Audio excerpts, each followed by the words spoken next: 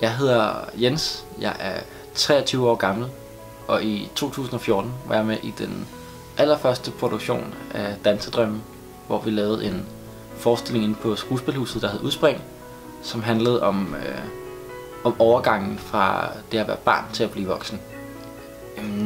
Dansedrømme har haft den betydning, at det gav en mulighed for for det første at spille på den scene, som alle skuespillere i Danmark rigtig gerne vil spille på. Og så gav det mig muligheden for at få etableret et netværk af unge scenekunstudøvere i København.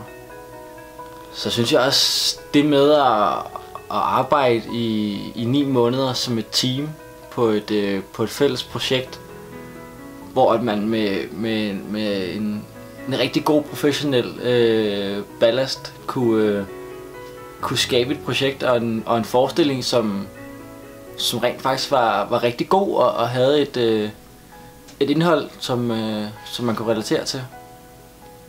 Man fandt ud af, at teater og scenekunst er mere end at stå og tale på en scene. Det er også at udtrykke sig fysisk uden ord.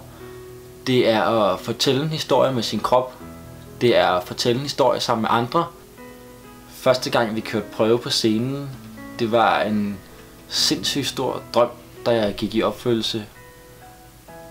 Og det er noget, som der også bliver lagt mærke til ude i branchen, at man rent faktisk har spillet så stort et sted.